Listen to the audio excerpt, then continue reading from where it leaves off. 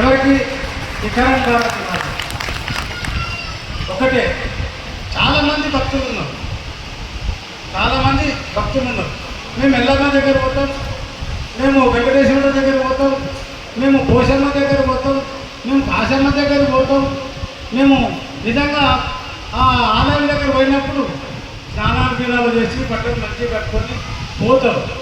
కానీ ఇంటికి వచ్చినాక ఏదైనా చుట్టం వచ్చిందనుకోండి, చుట్టం రాగానే ఇప్పుడైతే ఇక ఊళ్ళో కోడి లేవు, కానీ చుట్టం రాగానే ఇక పక్క ఊరికి చికెన్ సెంటర్ పోయి కోడి తీసుకురండి, పోతాం, తిరిగిస్తాం అనే భావం సమాజంలో 90% ఉన్నది.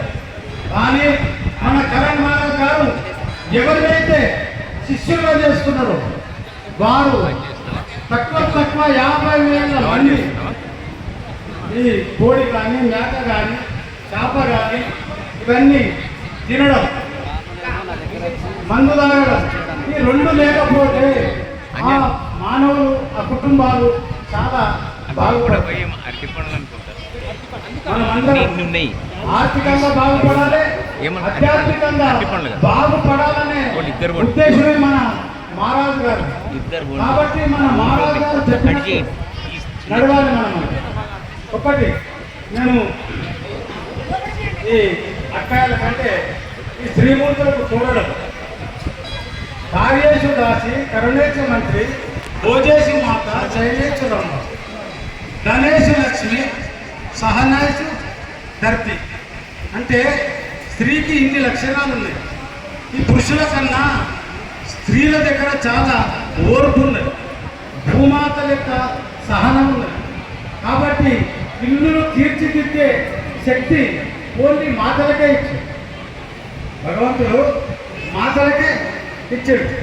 కాబట్టి ఇప్పుడు తల్లి ఒడి చదువులో పడి, తల్లి ఒడి చదువులో పడి ఏ మగపిల్లగాడు కానీ ఆడపిల్ల కానీ తక్కువ 3 సంవత్సరాలు తల్లి ఒడిలోనే ఉంటారు.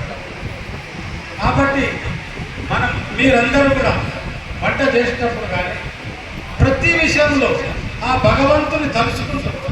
ఇదంతా భగవంతునికే చేస్తున్నామన్న భావంతో ఎవరైతే చేస్తారో ఆ వంట తిన్న వారందరూ కూడా వాళ్ళు దేవుళ్ళుగా తయారైతారు. నేను ఎందుకంటే ఏ ఇంట్లైనా లేదు, ఇంట్లో కొంతమంది కుటుంబీకులతో పడినాకపోతే ఇలా మన్ను వాడని, ఇది వాడని, అది వాడని చేసుకుంటూ పోతే ఆ కుటుంబాలు ఎప్పటికీ కొట్లాటలు, జగడలు, పంచాయతీలతో పట్టుకొని చచ్చిపోతారు. కాబట్టి ఒకటే, ఈ మహారాజ్ దగ్గరికి వచ్చిన వారందరూ మాత్రం అందరూ కూడా శాకాహారులే. శ్రీకృష్ణ పరమాత్ముడు భగవద్గీతలో 10వ అధ్యాయం 20